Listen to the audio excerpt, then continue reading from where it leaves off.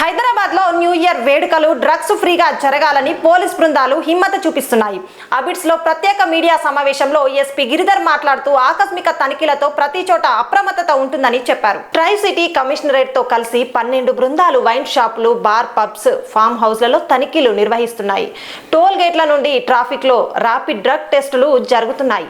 SOT మరియు task force team ఖచ్చితమైన తనిఖీలతో drugs తీసుకునే వారిని అదుపులోకి తీసుకుంటున్నారు. డీజే ప్లేయర్స్, పార్టీ ప్రాంతాల్లో సీసీ కెమెరాలు, పార్కింగ్ వరకు అన్ని పాయింట్లలో దృష్టి సారించబడుతుంది. స్వేచ్ఛా వాతావరణంలో సలైవా టెస్టులతో న్యూ ఇయర్ వేడుకలు జరుపుకుంటూ కుటుంబంతో ఆనందించండి. డ్రగ్స్ ఫ్రీ తెలంగాణ కోసం అందరం సహకరించాలి. శాయశక్తిలో ప్రయత్నం చేస్తాం.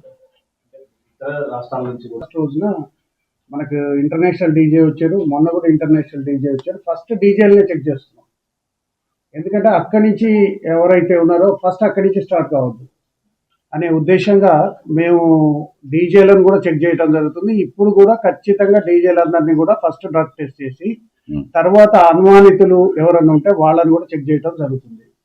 మాకు ఇంకొకటి మాకున్న ఇన్ఫర్మేషన్ ఏంటంటే ఈ రోజులలో ఈ హైదరాబాద్ కావచ్చు, తెలంగాణలో కావచ్చు, డ్రగ్ సప్లై అనేది, డిమాండ్ అనేది తగ్గుకుంటూ వస్తుంది. ఎందుకంటే ఈగల్ టీం చేస్తున్న ప్రయత్నం కావచ్చు, పోలీస్ శాఖ చేస్తున్న ప్రయత్నం కావచ్చు, వీటన్నిటితోని ప్రజల్లో డ్రగ్స్ పట్ల విపరీతమైన భయం మాత్రం ఏర్పడింది. డెఫినెట్గా ఏర్పడ్డ దాని తర్వాత వీళ్ళు క్లబ్ మీద బయట కన్జ్యూమ్ చేసి వచ్చి మళ్ళీ పార్టీలో పాల్గొనటం ఇటువంటివి చేస్తున్నట్టు కూడా మా దృష్టికి వచ్చినాయి.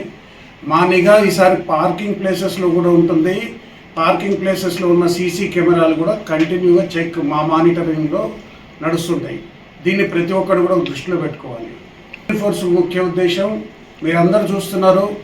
2025లో ఈ ఇయర్ స్టార్టింగ్ నుంచి ఈరోజు ఎండింగ్ వరకు మన గోవాలో the biggest operation in the country గోవాలో జరిగింది. దాని తర్వాత biggest operation in the country ఢిల్లీలో జరిగింది. బిగ్గెస్ట్ ఆపరేషన్స్ మనకు బెంగళూరులో కావచ్చు, ముంబైలో కావచ్చు, ప్రతి చోట స్ట్రైక్ చేసి తెలంగాణకి సప్లై చైన్ ఆపటంలో ఖచ్చితంగా మేము విజయం సాధించాం. ఎక్కడెక్కడి నుంచి అయితే తెలంగాణకు డ్రగ్స్ వస్తున్నాయని మాకు అనుమానం ఉందో, అదేవిధంగా మనీ లాండరింగ్ చేసే వాళ్ళందరూ ఎక్కడెక్కడి నుంచి ఇక్కడ తెలంగాణలో డ్రగ్స్ ఏ డబ్బు ద్వారా వస్తున్నాయి, ఆ డ్రగ్ అమ్మటం ద్వారా వచ్చిన డబ్బు ఎటు వెళ్తుంది, దీని మీద మా డైరెక్టర్ గారు ప్రత్యేక శ్రద్ధ పెట్టుకొని వాటన్నిటిని అనలైజ్ చేసి ఎవరెవరైతే మనీ లాండరింగ్ చేస్తున్నారో వీటన్నిటికీ వాళ్ళందరి మీద యాక్షన్ తీసుకుంటారు.